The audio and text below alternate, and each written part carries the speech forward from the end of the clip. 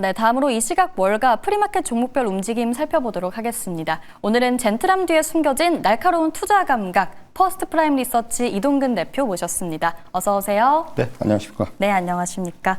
네, 대표님, 오늘 9월 고용보고서도 나왔고 이제 12월 FOMC도 얼마 남지 않았는데요. 오늘은 금리 인하 이 확률에 대해서 좀 이야기를 나눠봐야 할 것 같습니다. 일단 10월 고용보고서가 나오지 않죠. 이 상황에서 연준이 과연 금리 인하를 할 수 있을 것인가에 대한 우려가 정말 많거든요. 대표님께서는 비슷하게 보실까요? 사실 이제 먼저 오늘 나온 그 9월 고용보고서를 잠깐 말씀을 드려야 될 것 같은데, 네. 결국 그 전망치보다 좀 월등하게 높은 그런 이제 그 어떻게 보면 비농업 부문의 고용자 수의 증가가 좀 나타났습니다. 그래서 이것을 어떻게 해석을 해야 될지. 근데 이제 반면에 뭐 실업률은 4.4%가 나왔어요. 이 4.4%가 2021년 10월 이후에 최대치예요. 사실 그래서 지금 실업률은 상당히 좀 이게 분명히 좀 이제 그 고용에 대해서 우리가 우려를 할 수 있는 수준까지 왔고, 또 하나 주목해야 되는 거는 8월에 이제 그 증가 수가 원래 22,000명 증가였는데 이게 이번에 수정이 되면서 4,000명 감소로 나왔습니다. 그러니까 8월이 굉장히 부진했다라는 게 다시 한번 증명이 된 거고, 근데 9월은 또 이례적으로 좀 좋았다라는 게 또 네. 이게 지금 나온 거고. 근데 이제 중요한 것은 그렇다면 이제 10월이 이제 공백이 생기잖아요. 그래서 제가 이제 그 좀 자료를 찾아봤는데, 골드만삭스에서 지금 10월 원래 이제 이렇게 나올 것이다라고 그 10월에 고용 그 지표를 갖다가 이제 나름대로 내놓은 게 있어요. 근데 이제 거기 뭐 어떻게 나왔냐면은 골드만삭스는 5만 명 감소를 예상을 했어요. 그러니까 이게 지금 무슨 얘기냐면은 골드만삭스 얘기를 보면은 이게 이제 지금부터는 어떤 정부의 그 최근에 정부가 해고를 많이 단행했지 않습니까? 네. 그런 부분들이 10월부터 이제 반영이 되기 시작할 거다. 이런 쪽에 얘기를 했고, 그래서 지금 분명히 고용이 계속해서 좀 악화되고 있는 건 사실이다. 이런 쪽에 얘기를 했기 때문에 사실은 10월이 공백이 생기는 게 어떻게 보면 굉장히 좀 뭐랄까, 이 지표를 우리가 판단하는 데 있어서는 상당히 좀 이게 애로 사항으로 작용할 수가 있다라는 거예요. 그러니까 더군다나 말씀하셨다시피 이제 11월 지표는 FOMC 이후에 나온단 말이에요. 네. 결국 그런 부분까지 감안하면은 연준의 어떤 판단이 정말로 이번에 어려워지는 것이 아닌가라는 생각이 들고요. 이번에 이제 의사록을 봤을 때, 10월 FOMC 의사록을 봤을 때, 뭐 이미 아시겠지만은, 그러니까 지금 동결의 의견이 많았단 말이에요. 물론 거기에는 저는 그런 생각이 들어요. 이제 이번 FOMC 의사록에는 모든 위원들이 발언을 합니다. 근데 실질적으로 그 금리 결정을 하는 사람들은 거기서 이제 투표권을 행사하는 의원들은 또 일부예요. 네. 그래서 과연 그 투표권을 행사하는 위원들이 어떻게 얘기를 할 것이냐가 더, 어떻게 결정을 할 것이냐가 더 중요한데, 어쨌든 간에 지금 연준의 어떤 스탠스를 보면 일단은 지금 화면에 나오고 있습니다만은 동결이 조금 더 우세하다, 이렇게 볼 수가 있을 것 같고요. 근데 이제 이번에 말씀드린 대로 일단 고용지표, 9월 고용지표부터 해가지고 우리가 지금 아직까지 이번에 이제 발표되지 못한 10월 고용지표, 이런 것들 갖다 우리가 좀 그 예상을 해볼 때는 분명히 고용시장이 지금 악화가 되고 있다. 결국 지금 연준은 두 개로 분열이 된 거거든요. 고용을 볼 것이냐, 인플레이션을 볼 것이냐. 네. 이거 그러니까 고용을 보는 쪽은 아무래도 이제 마이런 이사를 비롯해 가지고 트럼프 대통령이 좀 임명한 월러 뭐 이제 그 부의장이라든가 이런 사람들이 좀 이제 여기에 포함되어 있는 거고, 반면에 이제 지금 핵심 지역 연은 총재들은 일단 인플레이션에 대해서 좀 이제 주목을 하고 있는 그런 상황이고요. 그래서 사실은 지금 보면은 굉장히 연준의 어떤 결정은 지금으로 봐선 저는 섣불리 예측을 하기가 힘들어요. 네. 또 이번에 그 연준의 제퍼슨 부의장이 굉장히 모호한 얘기를 했어요. 제퍼슨 부의장은 사실 지금 실질적으로 아시겠지만 파월 의장의 어떤 결정을 서포트할 수 있는 가장 중요한 인물인데, 그러니까 동결과 추가 인하의 가능성을 전부 열어두는 발언을 했습니다. 저는 그 발언을 보면서 도대체 이게 무슨 소리를 한 건지에 대해서 네. 야, 이렇게까지 모호하게 얘기를 한다고? 라는 느낌을 받을 정도였어요. 그러니까 네. 도대체 그 발언만 가지고는 어느 쪽의 편도 안 드는 정말로 중립적인 네. 그런 얘기를 했기 때문에, 이런 걸 보면은 사실은 굉장히 지금 이 12월에 FOMC 그 금리 결정은 상당히 아직도 안개 속에 있다. 그래서 이제 오늘 나온 고용지표 이런 것들에 대한 시장의 해석이라든가 이런 부분들을 굉장히 이제 좀 우리가 주목을 해야 될 것 같고요. 뭐 지금 아까 나왔습니다면은 많은 주요 IB들은 내년 말까지 금리를 한 3차례 정도 추가 인하할 것으로 전망이 하고 있는데, IB들의 지금 최근에 그 자료들을 보면은 12월은 일단 동결이 좀 우세해요.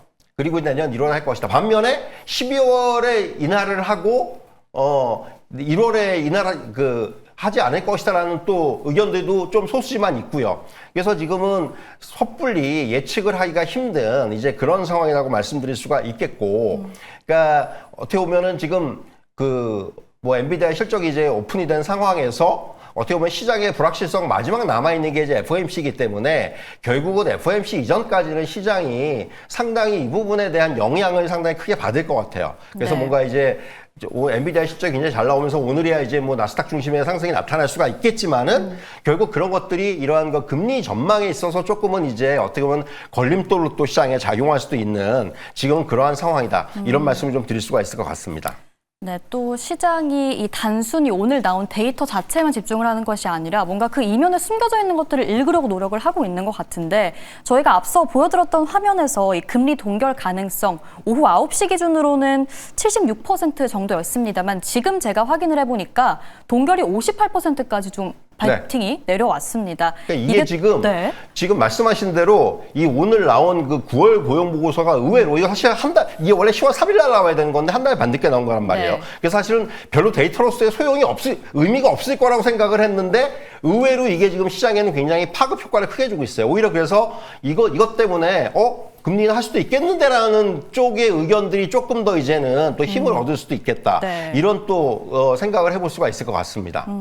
그럼에도 여전히 깜깜이기 때문에 12월 FOMC 이전까지는 계속해서 좀 안개 속에 갇혀있는 저희 모습일 것 같고요. 자, 그럼 일단 프리마켓 특징주를 좀 살펴봐야 할 것 같은데요. 역시나 엔비디아를 안 볼 수가 없겠습니다. 실적이 어마어마하고요. 지금 또 5% 넘게 올라주고 있는데 엔비디아 실적 이야기로 시작을 해볼까요, 대표님? 네.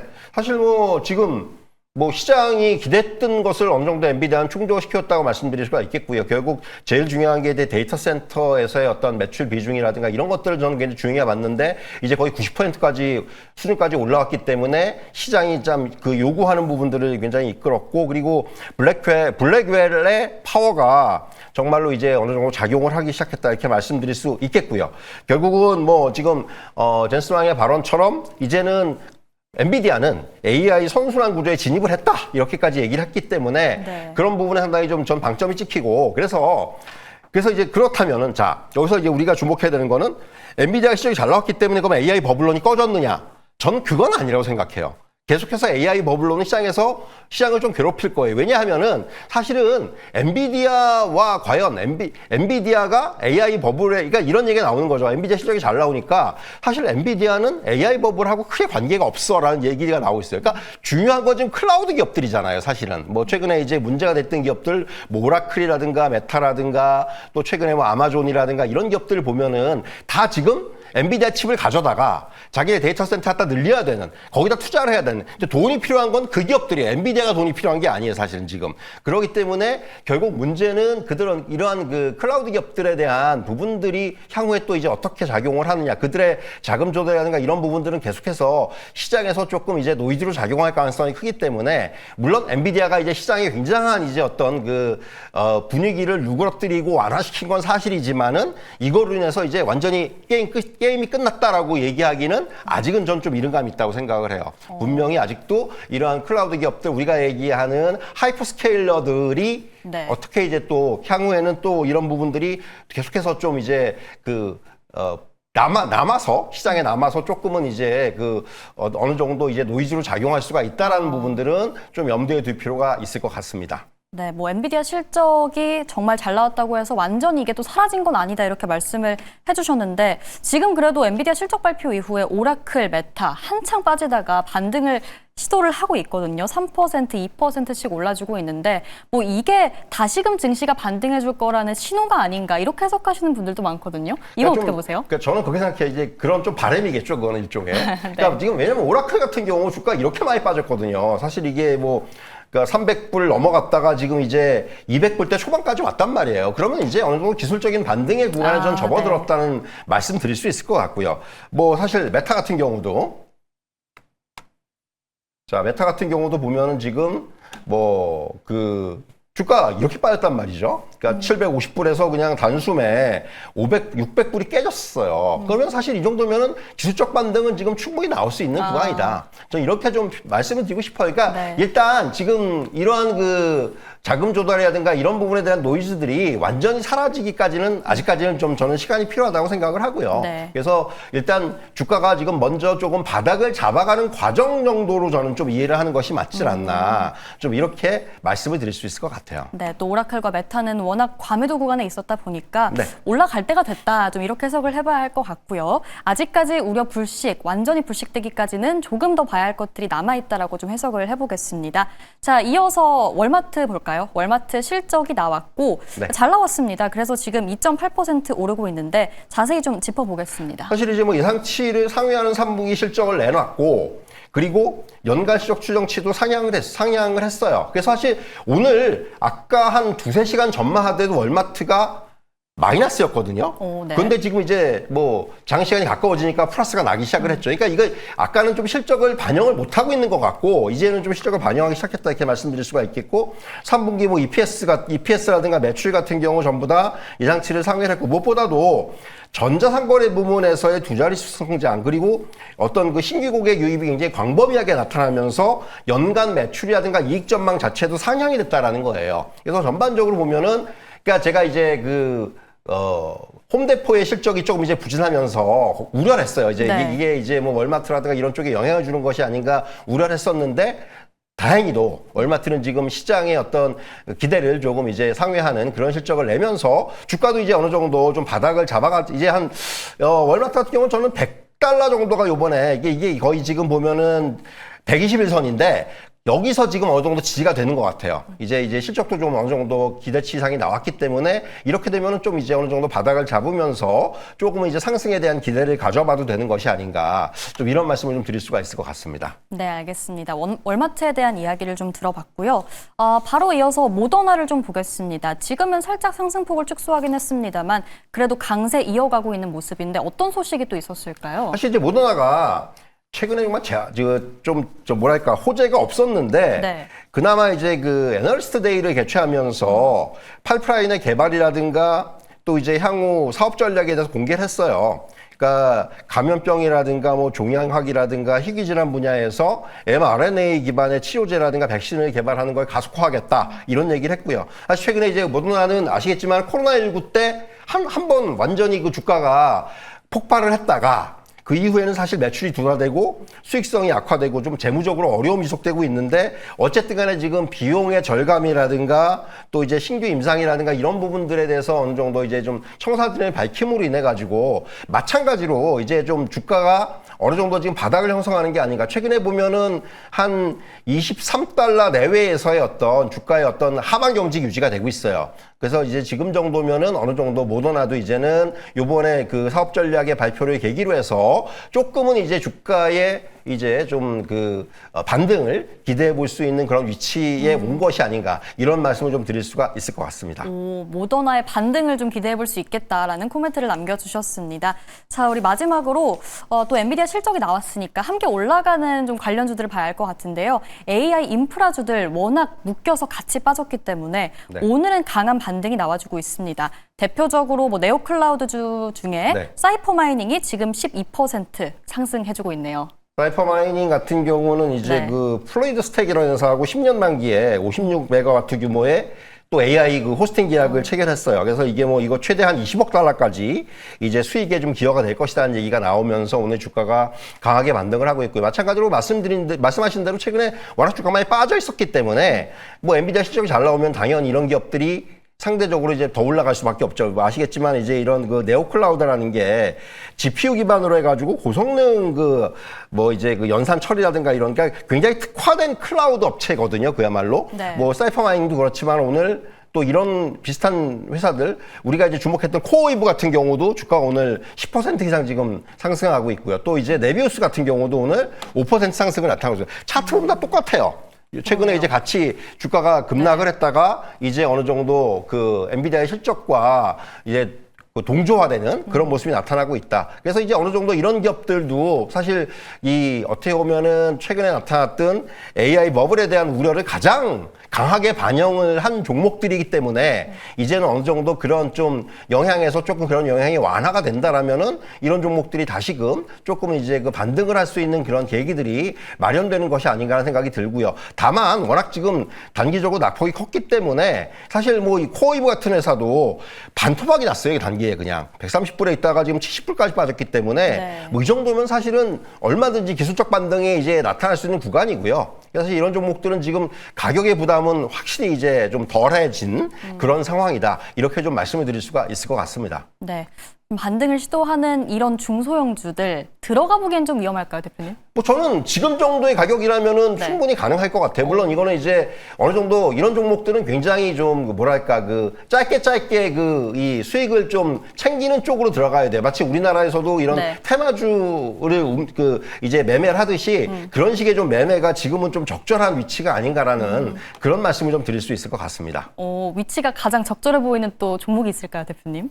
저는 코이브 같은 게 지금 어느 네. 정도 오늘의 모양을 보면은 코이브가 좀 가장 좀 지금 지금 눈에 딱 띄는데 뭐 모르겠습니다. 한 지금 70불 정도에서의 어떤 바닥을 형성하면서 이제 82불까지 오늘 바로 올라왔기 때문에 사실은 이게 또 따라서 매수하는 거는 사실은 이게 좀 위험 부담이 있어요. 네. 이제 그런 것들을 감안한다면은 역시 뭐 이제 이런 종목들이 전 코이브는 오늘은 가장 눈에 띄는 건 코이브예요, 사실은. 알겠습니다. 또 네오클라우드 주중에서는 코어이브 집어주셨고요. 자, 바로 오늘의 종목픽을 좀 살펴봐야 할 것 같습니다. 일단 모아가는 종목부터 볼게요. 어떤 종목이죠, 대표님? 아처데니어스 미들랜드라는 종목인데 좀 생소하시는 분이 있을 수 있겠는데 이 회사는 뭘 하는 회사냐면은 곡물 가공하는 회사예요. 그러니까 뭐랄까 전통적인 업종을 종사한다. 농산물 쪽에 그런 그 업종을 종사하는 그런 회사라고 보실 수 있을 것 같고 최근에는 이제 식품 첨가물이라든가 특수영양 쪽에 이런 쪽에 이제 고부가 가치 사업으로 이제 좀 사업을 확대하고 있다고 말씀드릴 수가 있겠고 이제 건강 트렌드에 맞춰가지고 뭐 식물성 단백질이라든가 대체육이라든가 프리바이오틱이라든가 이런 쪽의 신사업을 굉장히 최근에 강화시키고 있다 이렇게 말씀드릴 수가 있을 것 같아요. 네. 오일시드라든가 식물성 단백질은 지금 글로벌 1위, 2위 정도의 그 위치를 차지하고 있는 회사고 무엇보다도 가장 강점은 안정적인 매출 성장을 계속 가져가고 있기 때문에 경기 변동이라든가 이런 거에 영향을 덜 받습니다. 그래서 굉장히 그런 쪽에 있어서 안정적인 투자를 좀 그 원하시는 분들이 선호하시는 종목이고 네. 무엇보다도 배당이 50년 연속으로 계속 증가하고 있어요. 그러니까 올해 지금 배당 예상 수익률이 한 3.5% 정도 예상이 되고 있는데 그래서 이런 종목들은 약간 모아가는 종목 쪽에 딱 적합한 종목이다. 이렇게 말씀드릴 수가 있겠고. 네. 그래서 주기는 한 주 1회 정도, 기간은 3년 이상으로 그러니까 배당을 좀 노리고 들어갈 수 있는 종목이다. 이렇게 네. 말씀드릴 수가 있을 것 같아요. 네, 또 이동근 대표님이 항상 모아가는 종목은 거의 배당 잘 되는 종목으로 좀 잘 챙겨와 주시는데 오늘은 아처데니얼스 미들랜드 주 1회 3년 이상 배당 생각하면서 잘 모아보자 말씀을 주셨습니다. 자, 바로 이어서 단타 칠 수 있는 도전 종목 보겠습니다. 네. 어떤 종목이죠? 제약주죠. 프리스톨 마이오스퀴브입니다. 여러분들 아마 아시는 종목일 거고 항암제라든가 면역 뭐 치료제라든가 심혈관 치료제 쪽에 이제 글로벌 시장에서 굉장히 높은 지위를 차지하고 있는 회사인데 지금 굉장히 그 대표적인 블록버스터 약품이 항암제인 옵디보라는 거하고 또 이제 심혈관 치료제 이제 엘리퀴즈 같은 이 두 제품이 회사 전체 매출의 절반을 차지해요.